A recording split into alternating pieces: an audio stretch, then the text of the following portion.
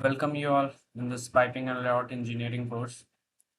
ये पार्ट 5 है। इस पार्ट में हम लोग कंप्रेसर के बारे में पढ़ने वाले हैं। कंप्रेसर के बारे में पूरी डिटेल कंप्लीट इंफॉर्मेशन आपको इस वीडियो में मिल जाएगी।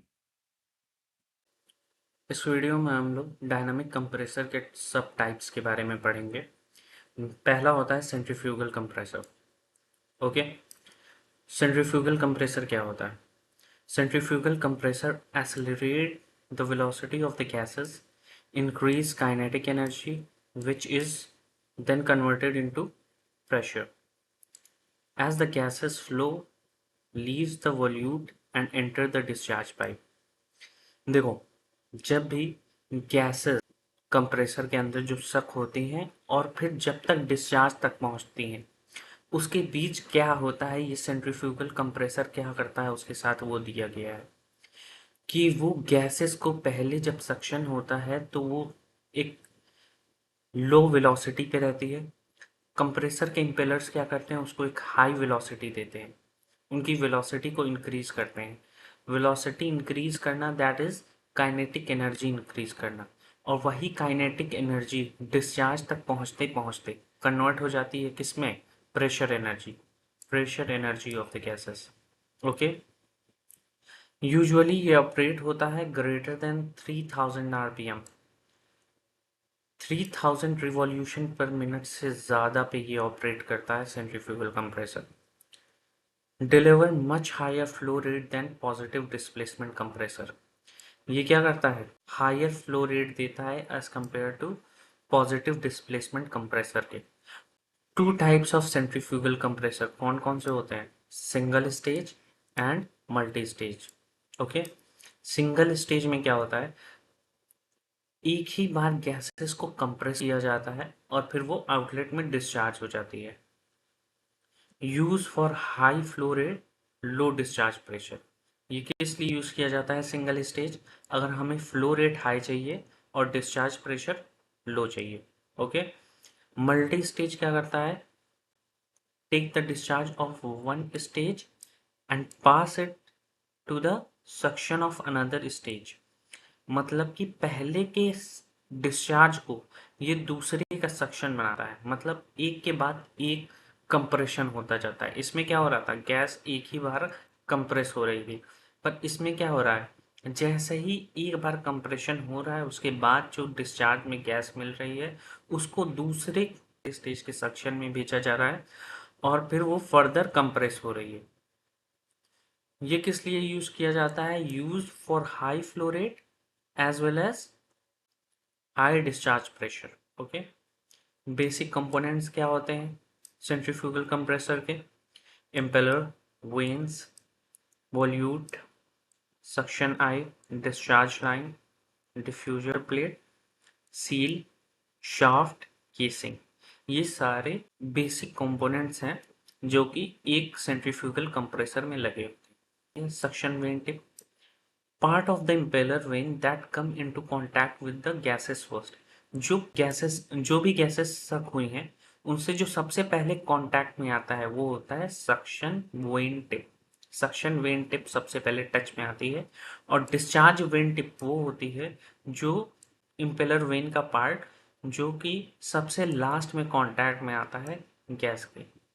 गैसेस डिस्चार्ज होने से पहले जो लास्ट इम्पेलर वेन जो कांटेक्ट में आता है उसी को हम लोग कहते हैं डिस्चार्ज वेन टिप। ओके,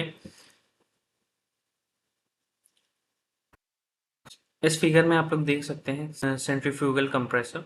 इसमें क्या हो रहा है, यहाँ पे हो रहा है सक्शन। ओके, और ये हो रहा है डिस्चार्ज। ठीक है, ये वाला है डिस्चार्ज और ये क्या है, सक्शन।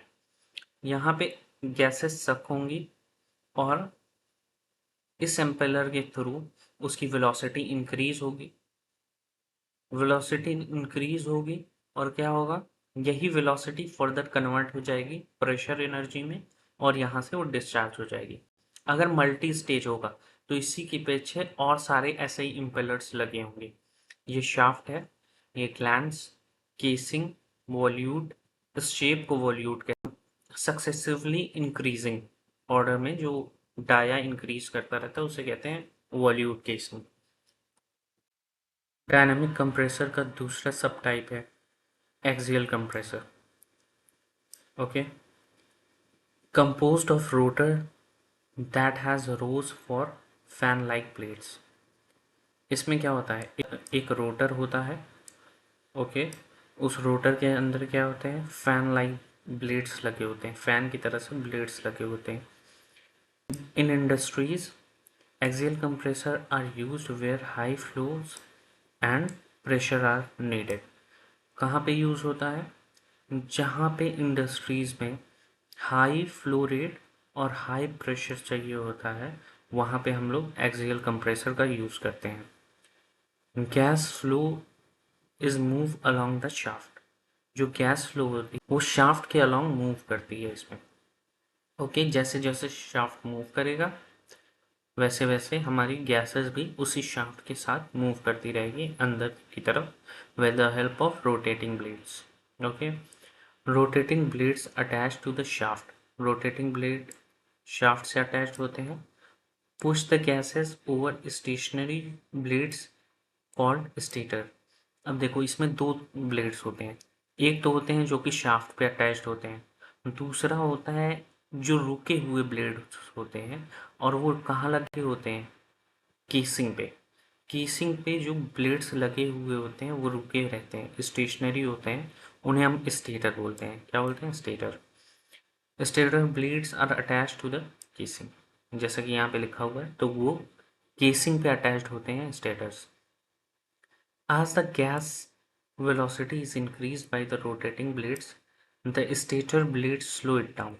जैसे रोटेटिंग ब्लेड्स गैसेस उसके अलॉन्ग मूव करती है और with the help of shaft rotation. अब ये रोटेशन से क्या करते हैं, गैसेस की वेलोसिटी को इंक्रीज करते हैं। पर ये जो स्टेटर ब्लेड्स होते हैं वो क्या करते हैं, उन वेलोसिटी हाई वेलोसिटी गैसेस को स्लो डाउन करते हैं। As the gases slow, kinetic energy is converted into pressure energy। जैसे ही वो स्लो होना शुरू होते हैं वो काइनेटिक एनर्जी किस में कन्वर्ट हो जाती है, प्रेशर एनर्जी में। Okay, gas velocity increase as it move from stage to stage until it reaches the discharge.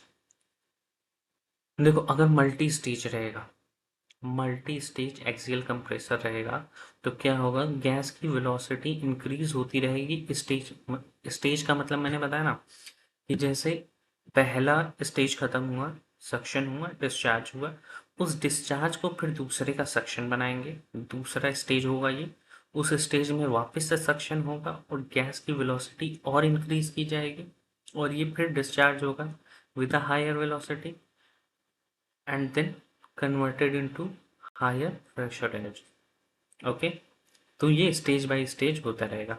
Multi stage axial compressor can be generated very high flow rate and discharge pressure. Multi stage axial compressor क्या करते हैं, बहुत ही ज़्यादा high flow rate देते हैं और discharge pressure भी बहुत ज़्यादा देते हैं।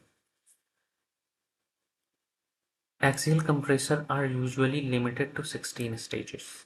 एक्सियल कंप्रेसर जो होते हैं वो मैक्सिमम हम लोग 16 स्टेज तक लगा सकते हैं। क्यों, उसका रीज़न है टेम्परेचर और मटेरियल की लिमिटेशंस।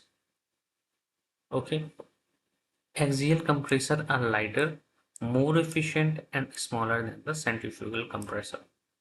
मतलब अगर हमको सेंट्रीफ्यूगल और एक्सियल कंप्रेसर में से चूज करना हो कि कौन सा ज़्यादा एफिशिएंट है, कौन सा स्मॉलर है, या कौन सा लाइटर है, तो हम हमेशा एक्सियल कंप्रेसर की तरफ जाएंगे। ओके, इसमें हाई प्रेशर और हाई फ्लो रेट दोनों मिलता है। यहाँ पे हम लोग फोटो में देख सकते हैं, ये शाफ्ट है, शाफ्ट पे लगे हुए हैं रोटर ब्लेड्स। ये क्या होते हैं, शाफ्ट के साथ रोटेट करते हैं। ओके, अब यहाँ पे लगे हुए हैं स्टेटर ब्लेड्स जो कि केसिंग में ही फिक्स्ड है। ओके, केसिंग में ही फिक्स्ड है। जब ये रोटेट करता है shaft with the help of motor, तो क्या होता है, अपने साथ गैसेस को फ्लो कराता है और उनकी वेलोसिटी को इंक्रीज करता रहता है। पर ये जो स्टेटर्स होते हैं ये क्या करते हैं, उस इंक्रीज्ड वेलोसिटी गैसेस को स्लो डाउन करते हैं, जिसकी वजह से काइनेटिक एनर्जी कन्वर्ट हो जाती है प्रेशर एनर्जी में। Okay, this is the comparison between main type of compressors. ठीक है, मेन टाइप के कंप्रेसर कौन कौन से हैं? Positive displacement, centrifugal and axial flow compressor. Okay, इसमें हम लोग देखेंगे कि प्रेशर एनर्जी किस में सबसे ज़्यादा होती है। तो पॉजिटिव डिस्प्लेसमेंट में सबसे ज़्यादा होती है और इन दोनों में हाई हाई होती है। पर हम लोग क्या कर सकते हैं, मल्टी स्टेज एक्सियल फ्लो या फिर सेंट्रीफ्यूगल फ्लो कंप्रेसर का यूज़ करके प्रेशर एनर्जी को बढ़ा सकते हैं। फ्लो रेट पॉजिटिव डिस्प्लेसमेंट में लो रहता है, सेंट्रीफ्यूगल में हाई रहता है और एक्सियल फ्लो में वेरी हाई रहता है। Okay,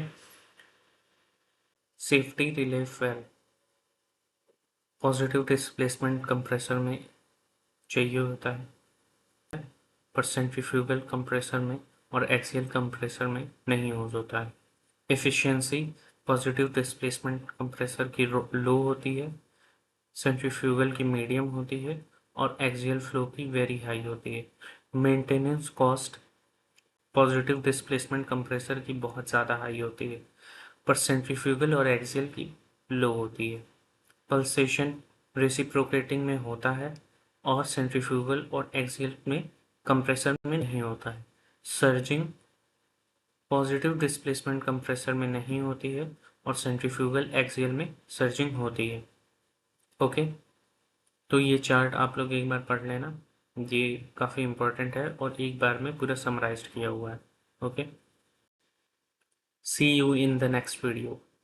thank you.